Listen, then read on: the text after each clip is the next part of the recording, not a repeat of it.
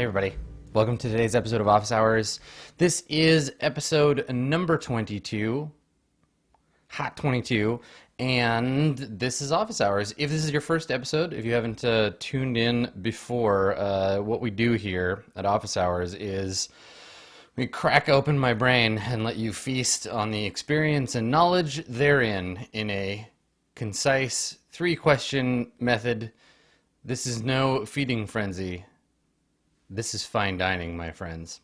And today, we're going to be answering 3 questions. It's a little bit of a grab bag from the old submissions pile, and we'll go through them one at a time. I'll talk a little bit about some cool GM stuff, and hopefully it will spark some useful information for you for your own game at home. This show, just as a sort of additional piece of trivia, the show really for me comes from a place of wanting to share hyper specific information and guidance about role playing, because I think that the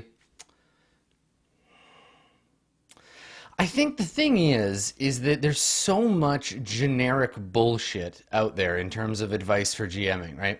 Like, I think that we often try as players, as GMs, as game designers, as whatever it is that we might be, I think that we often try to provide the most useful advice to the most amount of people, and it tends to get watered down. A lot of what inspires Office Hours came from a conversation I had with John Harper about GM advice. This comes from he and I and Sage and I and Luke and Sage and John and I all talking about during our various conversations about game design, years ago, talking about GM advice in games. Whether it's valuable, whether it's not valuable, whether it's more or less valuable than procedures in games. And I wanted to create something. I wanted to make a thing that was useful advice for GMing, because I think that there's a gap there somewhere between what games give us. I mean, look at more or less every Dungeon Master's guide, and the actual things that we need as people to run games. And the only way that I could think of to do that is to advise you specifically about your problems. Now, this means that, sometimes a question will come up and you'll be like, that's not a problem for me. That's okay. It's okay for it not to be a problem for you. You're doing it. Specific advice, I think, helps us become better GMs. They become better players. They become better part of role-playing games in general. And I think sharing our specific experiences with these things, instead of just kind of giving fluffy general advice, is how experienced GMs can help. So that is my plan. That is what we intend to do. We're going to give y'all some specific guidance about how to solve your problems. And we're going to start today with a problem that this is a funny one, because this question, I looked at the date on this question. I had to answer this question practically on screen in game in a campaign that I played. You saw it happen. But this question came in before we did that. So I'm going to talk a little bit about what that looked like. This question comes from Joshua, and it's buckle up. It's a bit of a long one. Hopefully you can get through it all right. Hey Adam, my name's Josh, and you've inspired me to be a better GM, so thanks for doing this series. It's really helpful, and yeah, you're doing a great job, so keep it up. I GM a Stars About a Number with a group of 3 people. We've been talking about expanding the group. I don't want to deal with regretting adding a quote-unquote bad player, whatever that may be, though, so I was thinking of doing a series of one-shots in the same universe instead. This has the added bonus of being flexible with players, like who isn't available to play. Anyway, we'd talk about things we've seen in the main campaign that we'd like to expand on, or character backstory, and build small games of 1 or 2 sessions long to explore that. Each one could be set in various places at various times, but the problem is things have already been set in stone in the main game, and this is supposed to supplement the main game. And I want to let the players still make choices that matter in the one-shots and affect the overall universe. So how can I let the players make choices in the past or the future which affect the lore and hence the main campaign, while preserving player choice in both campaigns? is this a feasible idea? And if not, how can I tell if adding a new player is a good idea? And how can I keep players interested in the universe when we can't play due to players being busy, etc.? Right. Okay. So the obviously my experience here comes from Swan Song from the main game, and what we did with Swan Song Stories, the idea of changing player groups but exploring the same universe, building up a canon around your campaign, and then having to find space for a brand new player within that canon. So for us, it wasn't about adding a new player to an existing group. It wasn't expanding on an existing group. It was that we had a player leave the game, and we wanted to continue telling the stories of the Swansong universe, but we needed a new player, and we didn't know necessarily how to jump right into the campaign with someone new. So we used that as an opportunity to explore another part of the universe. And same system here. So we'll talk a little bit about how you can use Stars Without Number to do that. Similar reasoning, really, like wanting to explore different parts of the world, and generally like similar desire to carry on a campaign and to expand what that campaign can be about. So I'm going to use that as a framework. We'll talk a little bit about my experience with that stuff. And I'll try to give some advice around that. Now, I think adding someone new to an ongoing campaign, especially one like Swan Song that had been around for 50 episodes, sessions, I guess most people call them, is the trickiest part of that whole thing, right? Because what you're doing is you're asking someone to join into a narrative midstream, right? You're asking them to get involved and get attached to their character, get attached to the universe around them, the ongoing kind of plot strings that are threading out throughout your campaign. But they've never seen any of this stuff before, and this canon already exists and is very intimately tied to the people who created it, right? I mean that both tied in the sense that you all have some sort of functional understanding of it, but also that there's an implicit emotional value there, that when you create a canon, when you build 50 sessions of stuff, it's a ton of work. And so you get fixated on how that thing belongs to you, and you think about where it might go, and you have all these questions about it, and it's a very intimate process. So it's not like asking someone to, say, begin watching a TV show mid-season, though God knows that's nearly impossible now. You could pick up Star Trek The Next Generation halfway through a season and figure out what the hell is going on, but the way that narratives tend to focus now, we have these big long arcs, it's impossible to jump in. You wouldn't ask someone to start with season 3 of Game of Thrones. It's very hard to ask someone to jump into a campaign because it's not even as easy as watching a TV show. You're asking someone to start writing a TV show midway through. And so, with something like an existing campaign setting, a lot of that stuff is easy, right? Or easier, because you have it already. You can say the campaign takes place in the year 1486 in the city of Flan. Just go read about it. It's a popular campaign setting. Everybody knows what the Forgotten Realms is. Go and check that out, and you will find out a bunch of details about the campaign. Now, we're going to have to fill you in on the details of our campaign specifically, but all this background stuff is already there. Now, you don't necessarily have that in a game like Stars Without Number, because Stars Without Number has a randomly generated universe, and maybe you used Emicron to generate a system, and you can send them the system map, and that's great, but it's a lot of names and tags that don't really have any kind of functional value outside of knowing that, planet 64321 has, iron deposits and a theocratic government. It's all about context, and that's part of the experience of playing Stars Without Number, is contextualizing random tags. That's what exploration means in that system. So with Swansong, for example, because it's the example I have, I had the advantage of having all that campaign stuff already written down. The campaign stuff was available to anybody who wanted to watch the show or play. They could look at the star map, they could watch the GM turn, they could literally watch every moment of the campaign live. There wasn't a lot of secret stuff that had already happened. There's tons of secret stuff that hadn't happened yet, but that was all up here in the old dome. We had our game recorded in a way that 99.999% of all campaigns don't get recorded.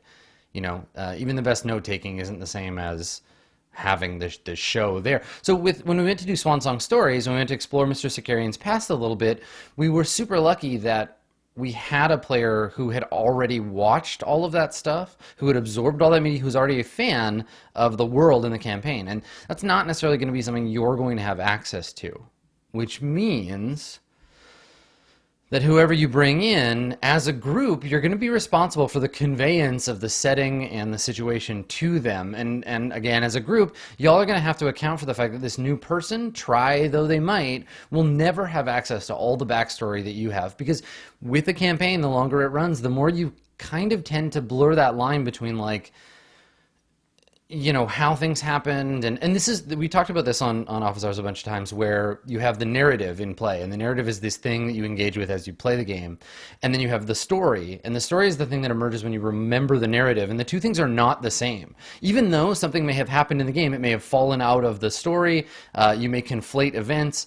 The remembered thing is all you're going to be able to tell them, because unlike Swan Song, they're not going to be able to participate moment to moment in the narrative as an audience member. So this is the thing, like, no matter how well you prepare them, no matter how much conveyance you manage to master to pass along that information about the who and the where and the what and the why and the ephemera of your campaign to this person, even if you could give them a 1,000-page book that they could read and absorb perfectly, they're still going to get things wrong. But what's important to remember here is that by inviting a person into your campaign, and I think that this is where the question asker here, I think this is where Joshua can feel a little bit of this tension.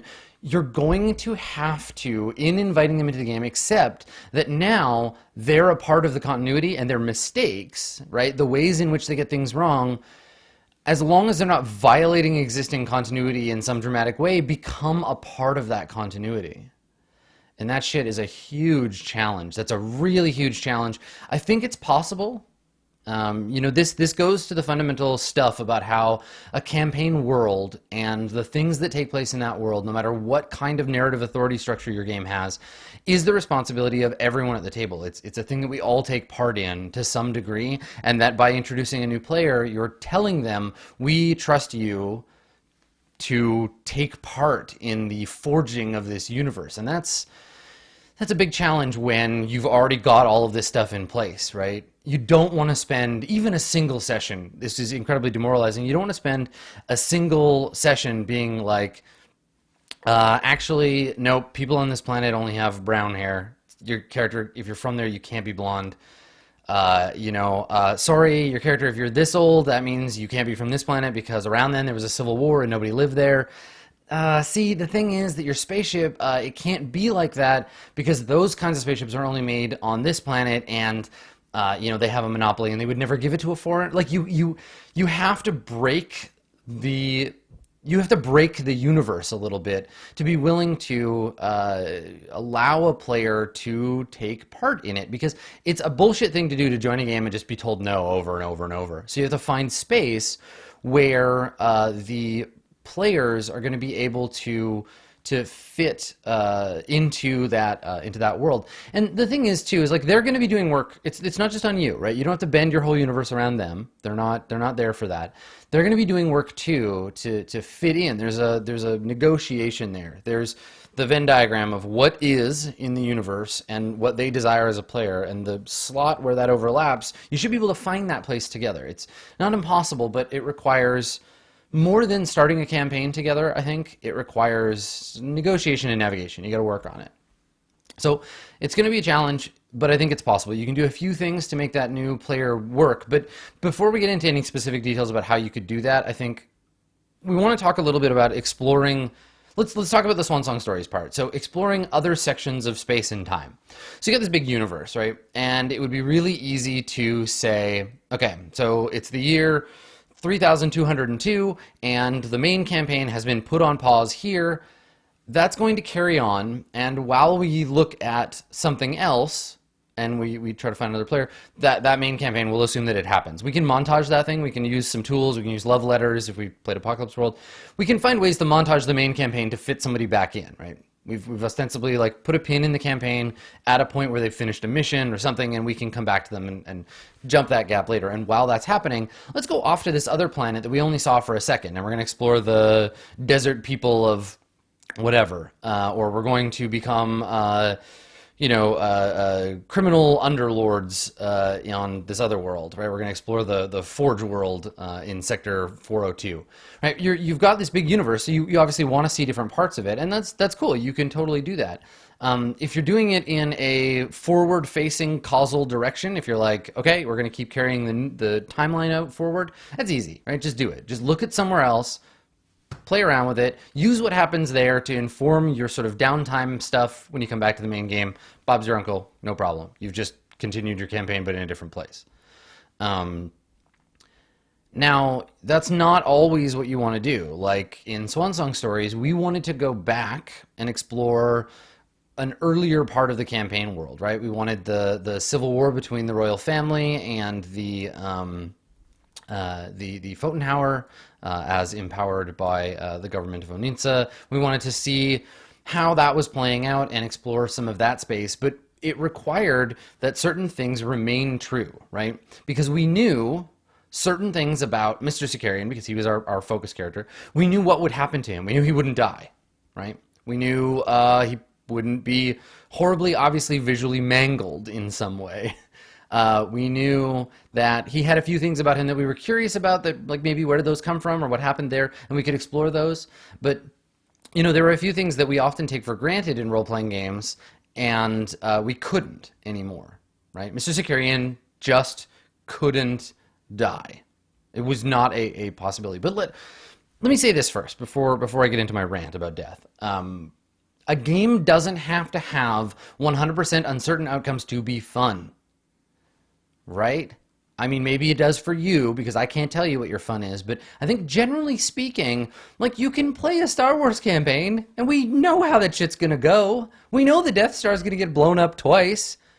It doesn't have to fuck with your enjoyment of the campaign if it's set before A New Hope. Like, you know where things will go. You know Luke Skywalker's not gonna die. You know Princess Leia's not gonna die. You know Han Solo and Chewie aren't gonna die. You know R2's not gonna... Like, these things are off the table. But it doesn't mean the game can't be fun. You can still explore other stuff. You can play Knights of the Round Table, and even though you know that Lancelot and Guinevere are gonna do bad things together, you don't have to spend the whole campaign wringing your hands and being like, oh god, we have to stop Lancelot from doing bad things. What I mean here is that you can take certain given elements of your game, right? You can take elements of the game, like the survival or death of certain characters, the knowledge of certain planets, people, and things being set in stone, and you can find more interesting questions to ask about those things, right? If every single campaign anyone ever played was predicated completely on what's going to happen next, if we were just going from narrative node to narrative node, we would be stuck in this incredible world of ridiculous tedium, right? If we're only looking at causal momentum, I did this, then that happened, then that did that, and then this did that, and this did that, and butterfly to hurricane, we have the arc, and now we understand the causality of this universe, cool, plot. Right? If we only ever did that, it's just tedium city forever. I mean, I love causality as much as the next person. I'm super into causal effectiveness. I like when things happen as a result of other things. But let's talk about going deeper, right? Look at your givens. Look at the things that we know will happen and search for the unknown around those givens. Like we know, for example, Rajani Van Dorn will eventually rise to power as leader of the most influential faction of the Minari Syndicate. We know that will happen. We saw it happen on screen as a result of the behavior of the PCs. But what's interesting is how Rajani got to that point. Who was Rajani Van Dorn before? What kind of things happened in her life to make her the cold-hearted, power-climbing monster with a thin veneer of being a badass cool guy on top that we got to see on screen? What led to that point? And I think the thing is that there are always more interesting questions than what happens next. And it's okay to beg that question, right?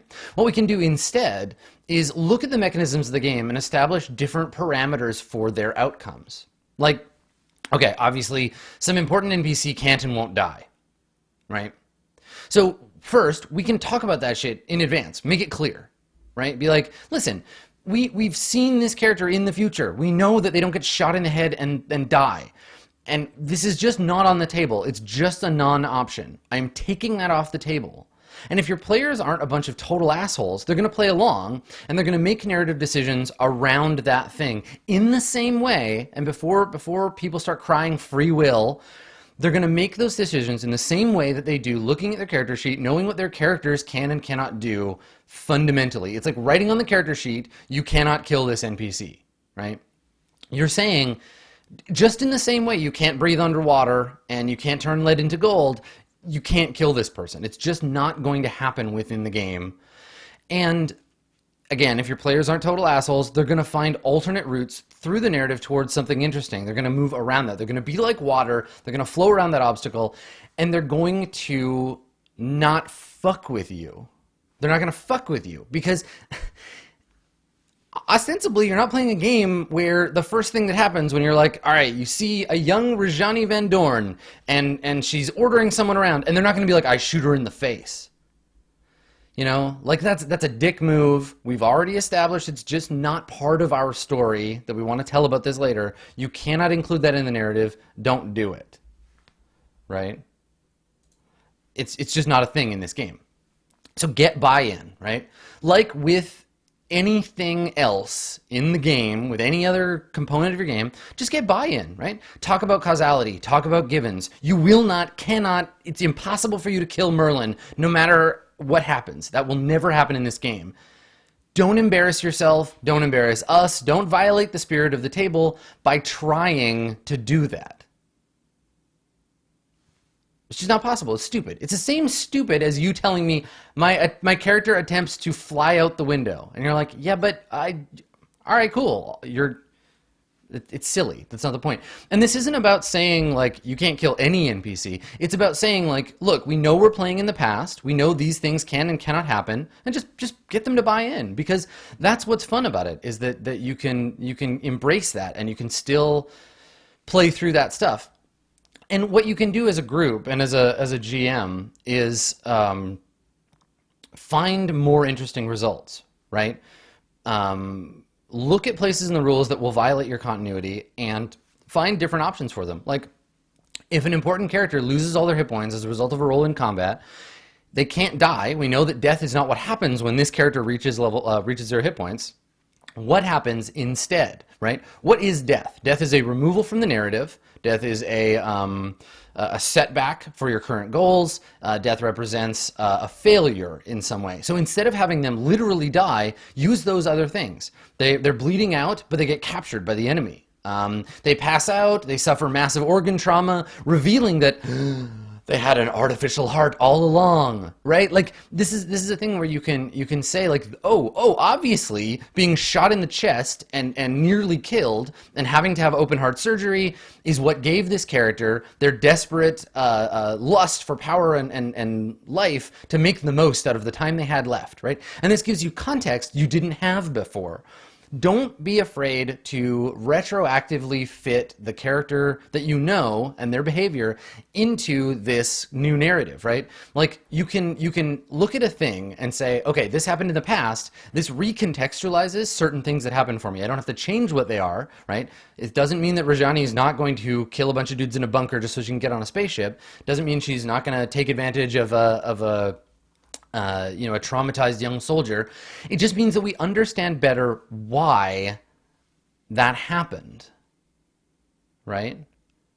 And some people, mostly whiny, crappy, unimaginative babies, will probably say, but what about the lethality? What about the unexpected? And I'm just saying that you are a boring person if death is the only thing you can think of when you reduce a character to 0 hit points. Don't be boring. You're better than that. I believe in you. You're better than that. Think about more interesting things.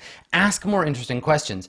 And the thing is that causality and the canon of your campaign are really fun and interesting as long as they're doing what they're supposed to do, which is inspire you to be more creative and do more cool shit at the table. They're boring if they're a straitjacket. It's really fun to imagine the space around the canon. Why are things like this? Not what is going into the canonic record next. Your universe, if you're playing in the past, is made up of a series of complex, immovable objects going through space, right? Ask your players not to just try to be the irresistible force. You want them to play along in your little Rosencrantz and Connor Wu story that you're going to be telling about it later. You're looking at Actually, and I've talked about this, I guess it was a play first, but it's also this movie. I've talked about this a bunch of times. Watch Rosencrantz and Guildenstern Are Dead. Watch it. Just watch it, watch it, watch it. It's so good. It's the best side story of all time.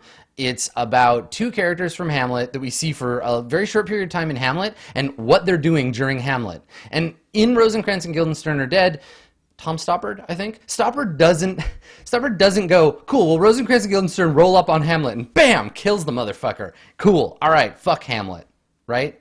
He writes this play to fill the space around Hamlet, right?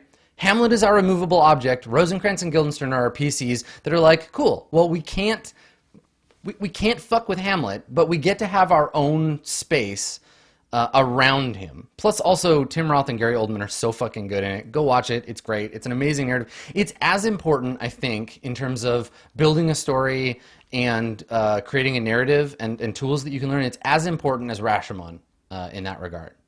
So fucking rip it out. Go check that out. Anyway, this kind of thing, this kind of side story narrative thing, can be a good way to explore your options, right? In the campaign, it can explore the ideas that other players might bring, and it can begin to help familiarize folks with new and exciting elements of your game as an audition process for whether they're going to like being in the game at large, as long as you're not taking like a massive tonal shift, right? Just here's the thing, if you're inviting someone to join your game and they're brand new to it and you're going to say, okay, we're going to kind of explore like a different corner of this universe, so it's a little bit new to all of us. We're gonna explore this new corner and we're gonna check it out, and it's going to be new for everybody, including you, and we're giving you space for that, right? And when you do that as a GM and as existing players in that campaign space, just be real careful you don't make your whole side campaign into a big smirking in joke, right? Like that's rude. That's rude as fuck. Don't describe things without explaining what they are. Don't keep nudging and winking at everybody, being like, yeah, this is that guy from that thing we remember from 2 months ago. Don't do a ton of that if you have a new player. That's rude. Don't punish them with the fact that they've never set foot in your beautiful universe. Use it as an opportunity to look at the universe through their eyes, right? Like, I love Blade Runner. I love Blade Runner so much. And I love it more and more and more every single time I watch it with someone who's never seen it before. Because I always see something new about the movie. And it's not like a little plot thing or whatever, but there's some emotive value that I derive from that film in a brand new way every time I watch it with someone who's never seen it. Their eyes, their experience, they make that better for me. And that can happen for you. A new player will bring new life and new light and new excitement into your campaign, not because they adhere to your canon, but because they have a say about this sandbox that you're all playing in. They're an equal. They're on a level playing field. And so I think the thing is that messing with temporal elements and spitting in the eye of continuity are a dangerous game for a GM to play. It can really run badly if you don't talk about it in advance and work it out with your players and navigate that Rosencrantz and Guildenstern space with them. But I think with a steady hand in the right group, you can do some really cool things with it. I say, fuck you, continuity. Let's make our own thing and establish the rules of that thing as being narratively different. Let's move away from this causal leapfrog that we do in role-playing games. I think the thing is that this kind of audition, this kind of sub-campaign is going to let you know if your players are a good fit and whether you would like to invite them into the larger campaign. And it's also, and maybe more importantly than that, it's an opportunity for them to figure out if they like the world you're building, if they like the group, if they like the dynamic. Because sure, you might be like, yeah, you're cool, you're great, we're really excited about getting a new player in the group, and they might be like, exploring anarcho-capitalism in outer space is maybe not my jam. I'm really more comfortable with wizards and swords. Let me know if you want to play D&D, right? Like that just might be a thing. And you know what? That's fine. This may take some time. This may just be something not for them. And that's okay. This is a short campaign. It's an audition process. Establish the parameters of the campaign. How many sessions you're going to play. Talk about the setting a little bit. Explore the setting together. Play by the new rules you've created. And good luck, right? And congratulations on having a campaign world big enough that you're interested in exploring it this way. Like that's an achievement. Congratulations. So obviously, Joshua here cheated a little bit because that's kind of like 2.5, 3 questions in one question, but that's okay. I had a lot to say about it. I thought it was a cool question. So thank you, Joshua. Hopefully that will help you and anyone else who's looking to explore the weird corners of their campaign setting or to take on an alternate approach to their world. Hello, Adam. What's the main difference for you in leading game online from being with people you play with around the table? Nice and short. Terse question from Blaine. So Blaine wants to know, for me, GMing, what the main difference between running a game online and playing with people around the table. And this is a great question for now. It'll be a great question later, but this is a particularly timely question because with my impending 8-hour live game of Balance of Power coming up, I'm feeling a little tense, and being able to talk through this stuff and think about it has actually been really helpful for me in terms of the difference between these. Now, I think that the experience, I guess, okay, there's an underlying tension to this question, right? And I don't think Blaine is bringing it to the question. Blaine is asking what the main differences are. But I think there's a tension to this question because there are certain people in our hobby, purists, let's say, fundamentally attached to the idea that the tabletop is a physical space and that, by God, you'll learn the rules and roll the dice and write on your character sheet in pencil or pen if you're brave, and that is the one true way that role-playing games are played. No, it's not. That's a lie. That's a total lie. They're wrong. They're very wrong. I think by the same token, there are people who are tempted to say the future of role-playing games, registered trademark of the future of role-playing games incorporated, the future of role-playing games lies in the virtual space, that we will give up our meat bodies and that we will ascend into a perfect nirvana of role-playing bliss that is constructed in some virtual space. And I think that's wrong too. I think that there's space for all these things. I think the thing is there's cultural momentum behind the pen and the paper, behind the die roll, behind the table and the kitchen and the Doritos and the Mountain Dew. And we have a sense that the hobby came from this place, and that place is where the hobby lives, by gum, and you shan't take it from me. But I think they're just different ways to do the same bullshit. I think there's nuance separating the two, and they're different in some very non-fundamental ways, right? I think the thing is just that we're sitting in a liminal space in tabletop role-playing games right now. We all occupy this liminal space, and by all of us, I mean me as a GM running shows on Twitch, you finding players on Discord to play with. I'm talking about the Roll20s of the world. I'm talking about looking forward at the things like the VR tools that are going to become available to us. But we have one foot set in both places. And I think that the physical tabletop will stay like vinyl records forever. I think we'll always find value in that. But I also think that we're looking forward towards new and exciting fucked up stuff that's going to change role-playing games. But the thing is, the cultural weight and also the design weight, right? Almost all... I'm gonna go out on a limb. All the games I've ever experienced are games designed with the tabletop predominantly in mind, right? Now, publishers, Kevin Crawford, I'm looking at you, because you're awesome. Thanks for making good games. But Kevin Crawford, for example, includes in his PDFs several viewing options because he recognizes that people are using PDFs to play games on tablets or in real life. And it's slowly drifting towards this place where designers are making Roll20 character sheets as part of their Kickstarter, and they're thinking about games. They might start to offer advice on how to play games online. But the thing is that eventually we're going to see games that are designed for this space on purpose. Right now, we're all hackers. Right now, playing a game, I'm serious about this. So right now, if you're GMing a game that was designed for tabletop play, and you're playing it on Roll20, you're playing it on Skype, you're playing it whatever, not at a table, you're hacking that game. You're playing it using a procedure that was not intended in its design.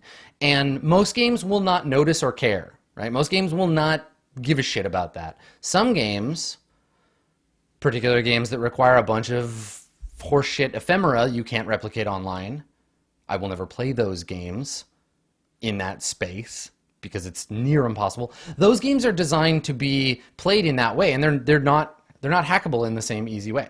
So, okay. Anyway, all that stuff being said, cultural weight, blah blah blah. It's not what the question is about. I just wanted to address that it's a thing, right? That there are really complex stuff. There's a lot of complex shit that comes up when we answer this question. And that I'm going to give you my answer, but I'm not objectively telling you what the differences are. And I think Blaine expects and recognizes that, right? That's what that beautiful parenthetical for you is. So I'm going to talk about my experience. Yours might be different. So additionally, on top of the fundamental or non-fundamental ways that tabletop are different in person and online, I have the third added bonus / terror of having something that completely skews my perspective of it, in that I play most of my games with an audience composed not entirely of the other players. So it's a further complication. I'm not going to talk about that necessarily. We're going to stick to the conditions of online and AFK play, but keep in mind that for me, my experience is performative in a more dramatic way. Dramatic, get it, it's a performance pun. In a more dramatic way than yours might be. I had an experience with this recently where I played one of very few online games that I've played without an audience. We did the roleplay Patreon Dungeon World game, and it was strange for me to play a game online in front of my mic at my desk at work, and to recognize the only people I had to entertain were the people in the game. It was very surreal for me. So, again, all that serves just to state that I have a different experience than you will necessarily. So here's how it goes. Here's how it goes for me. So I've been playing RPGs predominantly online for about 2 years now, give or take. More and more of my RPG time moved from physical space around a table into the virtual space, playing games online. And whereas once, even just a few years ago, I was running a weekly game with 8 players. We played every Friday, just about for almost 3 years. We had one-off games here and there. We played one-shots. We did games on the weekends sometimes. It was pretty regular. And now I'm running almost all of my RPGs online. I GM or play in 2 or 3 games a week sometimes, plus one-shots. I'm doing a lot of role-playing, and it's all online. It's a very heavy infusion of playing RPGs in that space. So I think for me, the 2 ways you can divide the tabletop space and the virtual space in terms of playing role-playing games are the means and modes by which the players interact, complications and benefits of each venue and how that affects your interaction. So the way that people interact as humans, and then the tools that we use to play the games themselves. And I mean things like dice, miniatures, maps, automatic math, automated character sheets, compendia, that kind of stuff. So the tools of the game and the interactions of the player. So let's talk about player interaction first. This is almost always the thing that people will point to when they are those hallowed halls of Grognardia that say that you should only ever play games online or offline, and that you're going to lose the magic of tabletop. What they mean here is they place a great deal of value on the interpersonal stuff that can happen when you're looking someone in the eye face to face. And I find that for the most part, for me, they're not as different as people expect. Now, there's a lot of social layer stuff here. Some people really like being face to face with people. Some people like being in groups. Some people find picking up the phone and calling someone easier than maybe I do. I don't place a ton of personal value on face-to-face contact with people. That's why being a streamer is so nice for me, because I can interact with you in ways that feel more comfortable for me. And I can play role-playing games in a way that feels deep and meaningful and powerful, but I don't have to be necessarily in person every time that I do it. So for you, it might be a little bit different. But the point being here, I guess, is that everyone's going to have a different level of value in terms of like what that personal ephemera brings to their experience. But if you're playing online, I think as long as everyone's got a baseline level of technological similarity, you're going to find that it's more or less like having a group phone call with video. I actually am of a mind that video is really helpful and useful in playing tabletop RPGs. I like being able to, you can't look someone in the eye when you talk to them because their face is down here and they're looking at you from, so there's angles, but seeing their face, seeing the gestures they make, I mean, look at the Breakers one shot we did, right? Like how much was added to that by way of characterization for Matt, particularly Matt's character, and constantly adjusting his glasses or looking at his techno device. He portrayed his character using body language in a way that would be valuable to be able to see. It boosted his characterization. It helped me understand what his character was about, and so video is really helpful for that. So I like it.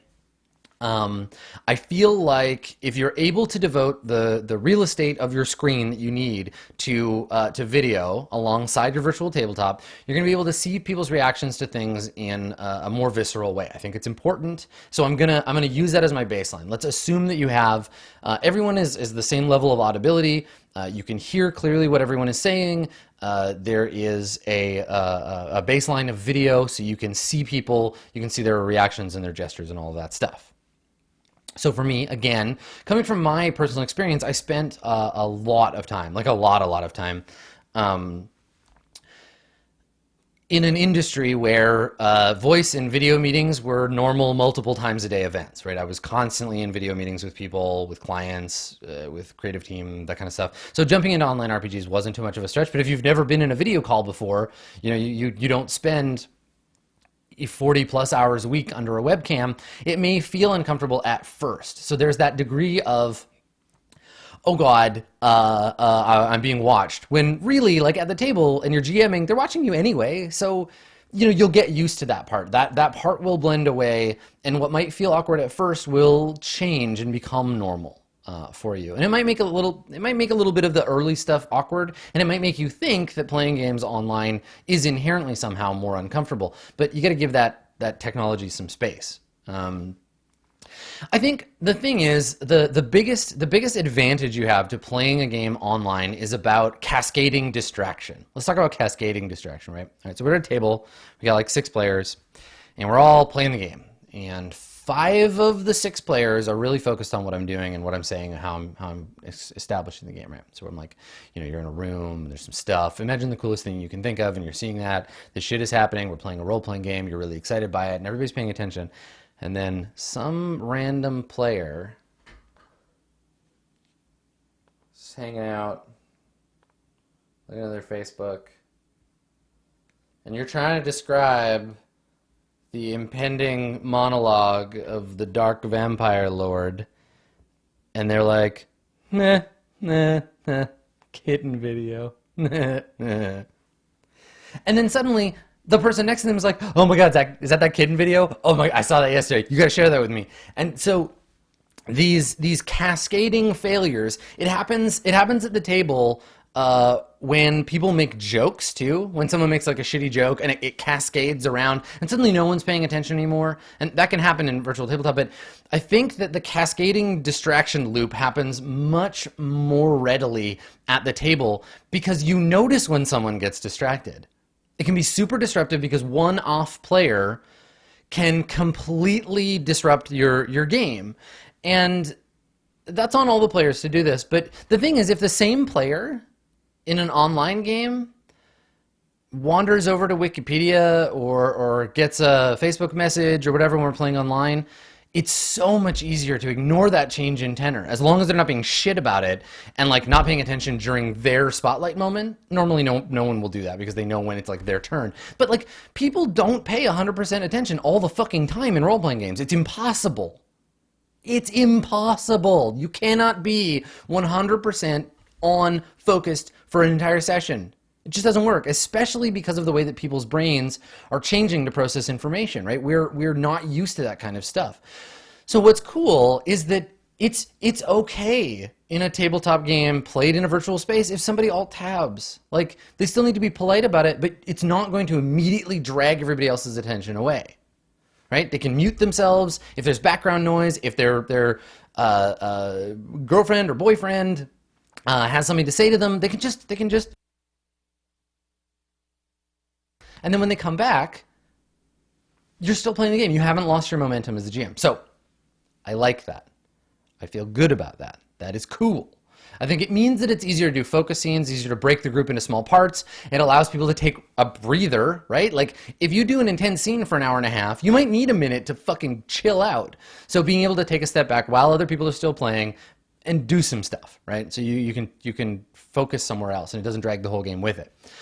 Some people will describe the in-person tabletop experience as having a sort of energy or magic that only comes from being across the table for a person you're playing with, but that's just not the case in my experience. It might be for you. You might need that magic to make it go. That might be your fetish, but I don't derive that same energy from that game. I'm not that kind of person.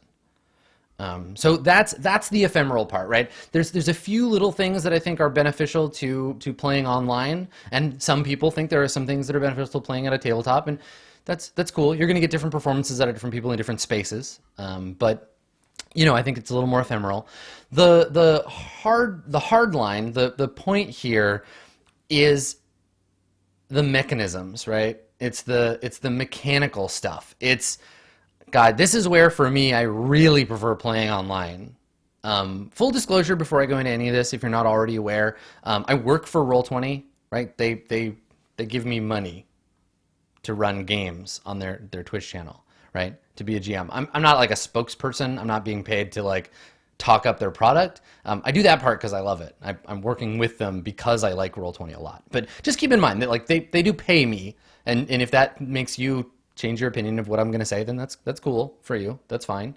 Capitalism is complicated. But that disclosure aside, the tools that something like Roll20 gives us in terms of automation of math, because fuck math, Jesus, I hate it.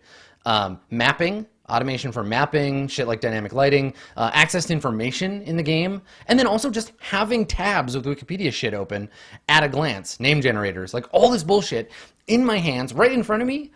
I'm so spoiled. Like I will, I would happily give up ever playing a game at the table if it meant having all those tools forever, right? I think all that magical shit has given me opportunities to both play games with people that they might have otherwise found too complicated, Balance of Power, Burning Wheel. They're intimidating, but the sheet and the game and the system, because of Roll20, automates all that stuff, right? And then it's also expanded and improved on games I already like, right? Like, I used to play Dungeons & Dragons. We played 5th edition. I had a whiteboard map. I drew on it. We used shitty tokens. We used, like, pennies with numbers written on them. Like, it was Bush League shit. But go watch Court of Swords, man. I make Roll20 sing in that shit. I have so many more cool things. We got dynamic lighting and a near infinite supply of tokens and maps and all this other cool shit we can do. And like, okay, obviously it's going to depend on the game that you're playing. Roll20 is not going to bring a lot to a game that's like a parlor LARP, right? It's just not going to do it. But I think that having a virtual tabletop has vastly made my role-playing game experience across the board more fun, more interactive, more interesting, just good, just real good. It has improved them. I am very nervous about being separated from my beloved Roll20 API when we go to play Balance of Power, because God knows my players aren't going to know all the rules, and I'm going to have to do so much more work for this live game. I'm excited. It's going to be different. I'm really curious to see what the chemistry is like in person. But I'm also, as a GM, a little scared because I'm being separated from a tool that's made me a better GM. It's made me a faster, more easily improvised. I can do things better with the tools that I have in Roll20 because that game is fucking complicated. So I believe in myself. I think I can do it. And yes, there is some magic. There's some cool stuff you can do with the ephemera of an in-person game. It can be fun to move little pewter versions of your character around and listen to the sound of dice clattering on the table. There's an exhilaration there. But for me, the trade-off just isn't worth it. Right? I've had more experience than most people. I'm well over the hump of awkward transition stuff. I've moved out of the liminal space. I'm firmly ensconced in the virtual tabletop space. I love playing games online. I also loved playing them offline and still do like playing games on offline. There are strengths to both, but in terms of pure value for GMing, rather than looking at games as if they were just a purely social thing, like hanging out, shooting the shit, playing D&D, drinking beer, like, because if that's what you want, if you want sit around predominantly drinking beer, shooting the shit, but also, yeah, like we're playing a role-playing game, you got to play in person. That's much more that experience. It's basically just going to the bar with your friends, but there's D&D involved. If we're looking at it as a GMing experience and as playing the game as it's written and like doing game stuff first and social stuff second, playing online, so much better for me. Which, is probably good, given that that's what I do all the damn time. So I think that this weekend's live Balance of Power episodes ought to be real interesting. So if you're watching this live, try to tune in and let me know later what you think. How was it different? How was that energy different, right?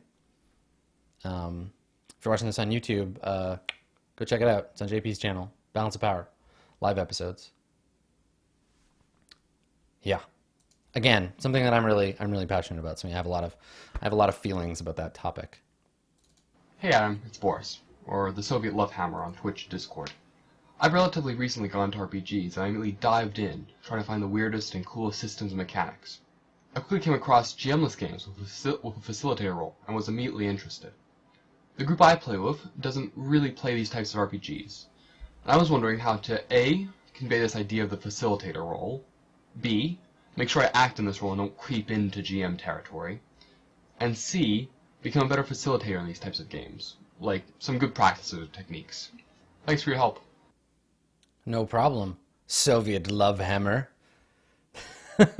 So this one, it's funny because this is actually not a question about GMing. This is a question about not GMing. This is a non-GMing question, which is actually kind of cool because it carries a lot of stuff from a GM space. So there's a lot of tabletop RPGs now, and there have been more and more as time goes on, that eschew the traditional role of the game master. Games like Fiasco, right? Games like Microscope, games like Archipelago. They may not have a GM, but they have a role for the player with the most experience or familiarity with the rules. They often call this role the facilitator, and this is a person who introduces the game to the group, tends to walk through the rules, which generally they know better than the rest of the group, and makes sure that the procedures of the campaign or the game or whatever, the procedures of the rules are being followed. This person isn't imbued with any particular narrative or mechanical authority above and beyond anyone else. They don't get to have more say in the interpretation of the rules. They don't have any final authority over anything in the game, but they do have a degree of responsibility to the group to help assure that play flows properly from A to B, that you make the correct motions to get from one place to another. And that facilitation thing is often a slice of what GMs end up having to do in other games, right? Like as the GM, we're often the one that has to facilitate the rule set because we're the ones that like it. We're the ones that shepherd the player through GMless stuff like character creation. We introduce the mechanisms of play.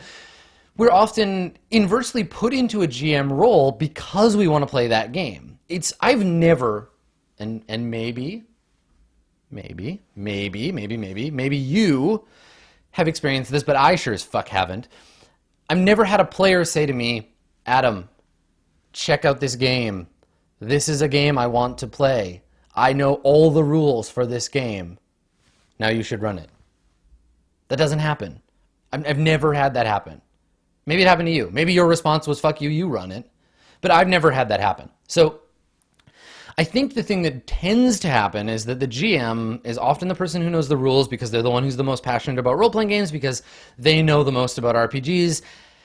And so they find other games and they bring those games to the table and they say, hey, maybe we should play this, etc., etc., etc. So the thing is, maybe we're already doing this. Maybe you're already facilitating. Maybe you're the one who brought 5th edition or Dungeon World or whatever to the table and you were like, I'm really excited about this. You should totally check it out. In the same way that people that buy the board game are often the ones that read the rules, who explain it to the rest of the players. Now, you're not a special person in that board game. You don't get a special job, but you know the rules, so you're explaining and facilitating it. Same fucking deal. So we're going to focus in on that one slice of what often happens to GMs and becomes a part of the GM skill set. And we're going to hone in on what makes a good facilitator for games in which you may not be an active GM, but still take on that role of GM-esque significance for other players, not in terms of authority, but in terms of organization, in terms of teaching, and in terms of maintaining game flow, right? So the first thing that you're likely going to have to do when you step into that role is organize the game itself, because let's not kid ourselves, you're watching this because you're already a GM, or you're the person, someone who's never GM'd before, who has no interest in GMing. You're probably not watching Office Hours. Now, you may have never GM'd before, but you are interested in it. If you're a player who's never GM'd before and you're watching this, go GM. It's fun, I promise. It'll be great. The thing is you're watching this because you're probably already the GM for your group. Many of the GMs are the ones who are responsible for the game. And what I think is interesting here is that you're probably going to be viewed with the same authority that you have as the GM, right? You're the one at the end of the table holding the copy of Microscope in your hand, reading the rules, and everyone else is nodding along. They're looking at you with their little player puppy dog eyes because you're GMing them right now in their mind. There's a level of authority that's built in already. So the first thing you can do, take off your papal GM hat, set aside your royal game mastering scepter, and then light them on fire. Right? Because divesting yourself of that authority by explaining to your players that in this game you are not the GM, though you're going to be helping everyone explain and understand the rules, there is no GM, right? You're not someone that has more control or direction over the game than they do. They should look inside for their own inner GM and establish not only that you're not the core authority, but each of them will be their own authority over some larger part of the narrative. Talk about it generally. Begin to introduce the idea that the game will clear up what people say and when, because that's what role-playing games do. And for your own benefit, think about what will make this game feel successful for you, right? What are your goals as a player? Above and beyond the goals the game will give you, what do you want? Why are you facilitating this game?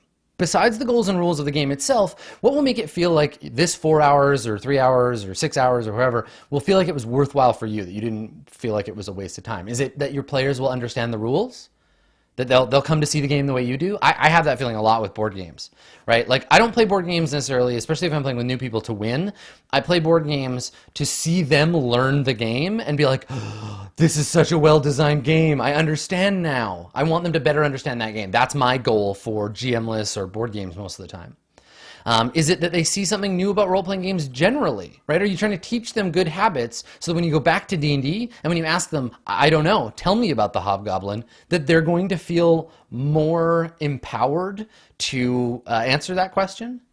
Or is it just that you need a fucking break for once and that you just want to like let the whole group do the heavy lifting together as a congealed GM blob? You're tired of doing all that work all the time. Maybe you're burned out. Maybe you got to the end of a storyline. You just need a fucking break.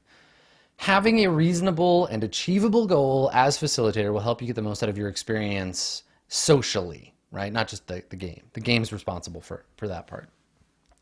So once you followed the procedure of starting up your game, of getting that ready, and getting into the narrative bits, you might find that even if you've explained to your players, you've talked about narrative divestment, they might fall back on their old habits because, you know, just like D&D, you taught them the rules, so why aren't you the one to arbitrate them? You're usually the GM. Come on, jump in, fucking GM things.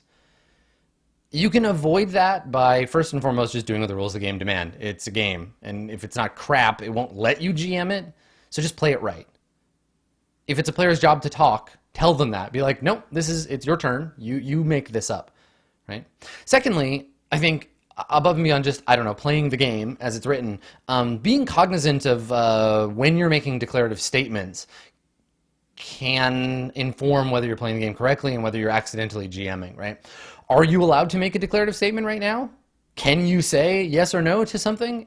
Is that part of your narrative authority? Because if it's not, shut the fuck up, right?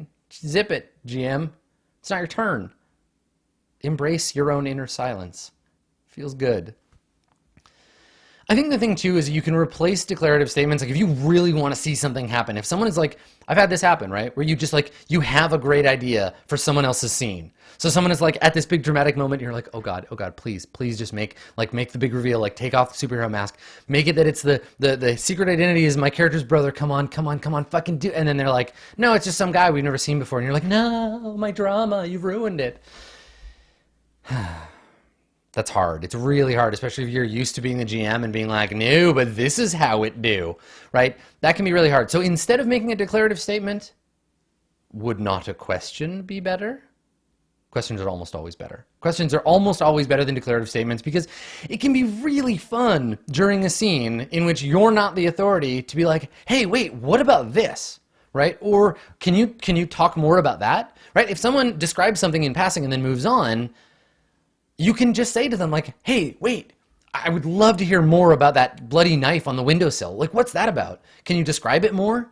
Give us some more information about that. I'm super into this thing you're describing, but tell me more, right? Ask them questions. Prompt the players to explore their own authoritative space, because not only is it going to help you in this game now, in GMless games, but it's going to give you tools for being a more player-inclusive GM later when you want to do that in other games that are more authority-specific for your GMing, right? So if you want to get better at asking questions in Dungeon World as the GM, give yourself room to ask questions in these GMless games as the facilitator, because you don't have to both GM and ask questions. You can just be a fan of the moment.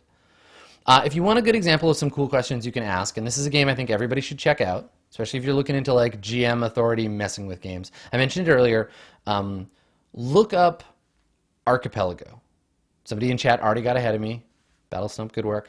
Archipelago is really fucking good at this. It gives you specific questions to ask. Go look it up. There's a free version of the PDF available on the internet. Look it up right now. Go. You looking it up?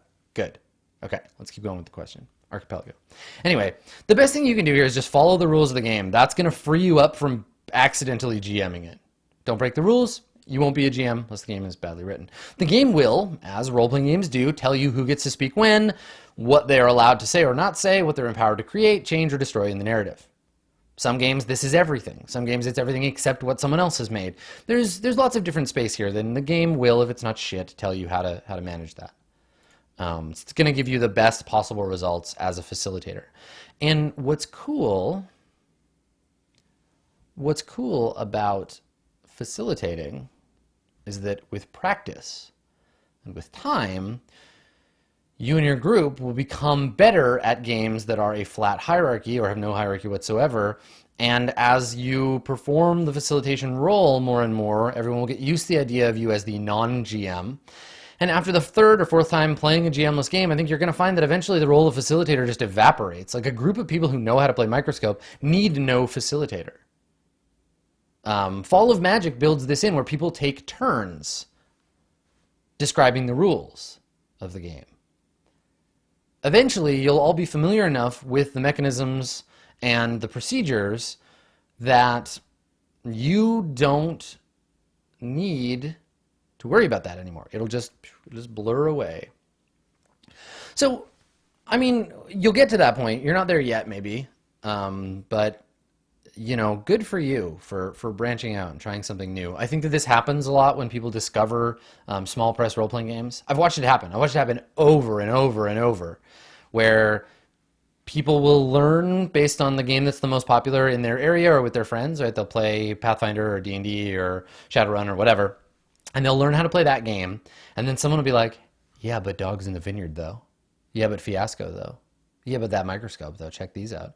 So they'll look at that and they'll be like, what? There are weird games? And suddenly they're just like, who wants to play Ganakagak?